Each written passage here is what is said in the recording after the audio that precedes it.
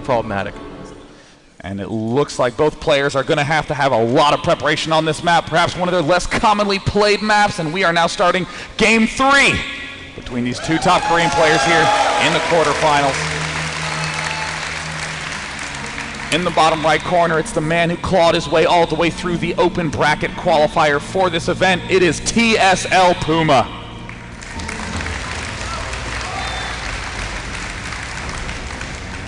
And up in the top left, the Protoss hero from StarTale, it is Squirtle. Let's talk a little bit about the mindset of a best-of-3, too. I mean, in that opening game, we had a push. In the second game, we had what you might call a cheesy kind of two-base all-in. Yeah. In the third game, I almost want to suspect that because it's such a harsh tournament format where you lose this game, you're out, I bet we see a long, drawn-out macro game. I think that would be the smartest thing for both players to do at this phase in the gameplay. Both of them have gotten their little mind game advantage, and it is a gigantic risk for either player to try to do something goofy in this game.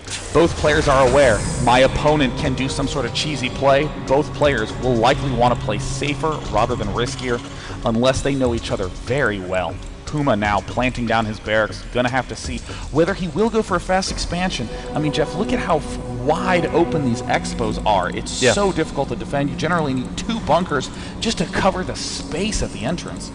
Yeah, I mean, any kind of push like that 7-gate push would be extremely successful. But I mean, again, if you're playing to the fact that you see a 7-gate like that on a much more predictable map like this, like you can hide things on Crevasse, I think, a lot easier.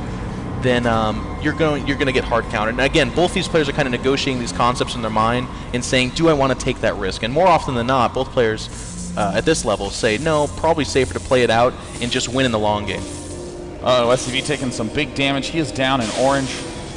Looks like one SCV will be pulled off to try to repel this pro, but Puma just being a little bit, Squirtle being a little bit annoying to Puma at this point in the game. Squirtle now planting down his cybernetics core.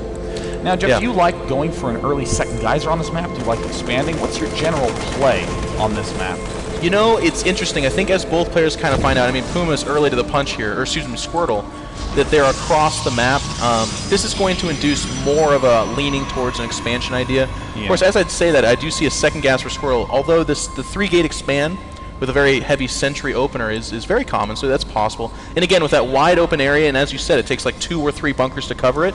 If you can make gateway units fairly early on, apply pressure, you can have a lot of success. But he did see a gas for the Terran player as well, so he's either thinking Marauder expand or some kind of factory tomfoolery.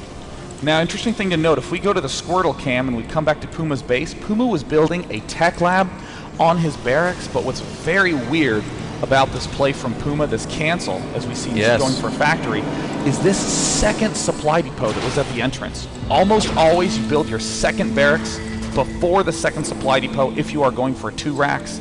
And if you were going for a Reaper expand, you wouldn't be building your second supply depot that early at all. So right now, if I'm Squirtle, I'm going to be a little suspicious of that one tech lab that's going down, and indeed we see Puma rallying Hellions out, and we don't see any starport yet. Yeah, and he's still on the 1 gas, so I'm kind of interested to see what the factory represents. We do have a command center going down, so it's not going to be any kind of push necessarily. It could be a push immediately after the expansion. With that extra mule or 2, it actually can give a real big kickstart to some kind of push there. But now the tech lab does go down, as well as a starport from Puma. So this is very much so akin to that first opener, except there's now an expansion with it as well. We also see a Twilight Council going down for Squirtle.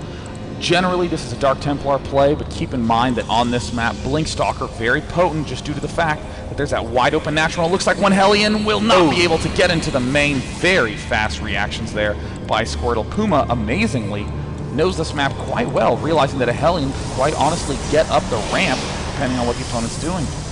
And a second and a third barracks do go down, as well as concussive shells. So this is perhaps going to be very fast medevac. Yep, there it is. So it's a small bio-army, only 4 Marines and a Marauder up until this point, so no offering of any kind of a pressure at this point. But he's opting instead to have an extremely fast medevac, which, like I said earlier, does point towards the direction of being able to do things like drop around the base, but also push with the extra just durability of that medevac. And oh man, this Hellion by Puma spots the pylon that's being planted at the back. And even though that's just a good win in its own right, killing one probe, canceling one pylon, that especially reveals so much about what Protoss's intentions are. Proxy pylon in the last game led to a big warp gate push, and in this game, you know Puma's getting worried about that, but look at this, Squirtle yes. going for the standard early expo. Well, he's definitely anticipating some form of aggression. That pylon is not just a good pylon to have throughout the game. Like, a lot of Protoss players like to do that. They throw pylons around the map, but this one very much so suggests aggression. Now, I don't think he has any idea at all that there's a Dark Shrine nearing completion right now. Fortunately for him, he does have a wall, but I say that with the bunny ears because the wall's down. You see that supply depot now popping up based upon Jeff's advisement. Now the heli now pulling back up to the top left. We also see that there's a small army of sentries and zealots in the Dark Shrine just now finishing up, and a proxy pylon does get planted by Squirtle. It's in good position. Is he saving up energy? Yes, he has one scan available. Willie Mule, Jeff. This could be huge. He mules. Oh my gosh! And here's the other thing about this too. He's just. I mean, even if the Dark Templar don't get up inside the base of the Terran, the map control with the expansion at this point in time means that I got to give this early game advantage to Squirtle. However, the army of Squirtle really needs to repel this attack, and he does have what it takes, but it's got to be in the right position. We see that, okay, he's slowly building up energy on this orbital command. This could be the perfect timing, or this could be the worst timing ever. Will he mule? Will he mule? He now has 50 energy, and he mules! He does have the engineering bay. There are no missile turrets just yet, and he does have, he's about 5 seconds away from having energy for a scan, so if these DTs show up at a really weird time, they could be doing themselves a huge disservice. That Marauder will slow down that Stalker and kill it. Drop just hovering outside the natural of the Protoss player. And here come the DTs. The wall's down. Oh my gosh. And meanwhile, at the left, we see a medevac gearing up to drop. We see the DT scan in the middle. Scans in the middle. Oh no, he scans in the middle. Gosh. In the main. Desperately trying to build a missile turret. The DT play is huge right now, killing it off. Squirtle could pull the upset of the tournament up until this point. Puma is a lot of people's favorite to win it. And right now, he has a huge advantage. Missile turret does go down at the natural, drop in the main. He's got to do so much damage right here, but unfortunately for him, the Protoss army's nearby. Oh, the DT's in the main, killing off the orbital command. At the natural expansion, a missile turret does pop up. Puma trying to claw his way back. He is very far behind, and it looks like the drop in the main is doing a lot of damage, amazingly enough. Yeah, but it's going to have to, I mean, I just don't know that it's enough. A little bit of a miscue here. Squirtle trying to micro those DTs back at the attack. Lost more units than necessary. But with that scan, the bases have been cleared, and we're left with the ruins of a Terran base. It's, he does have 3 medevacs and a sizable... No, that DT is going... Oh my gosh. And now it gets cleaned up.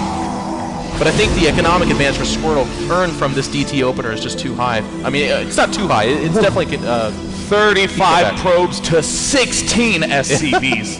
Squirtle did massive damage. I got both of them managed to do a good amount of pain to each other. Look at that workers killed tab.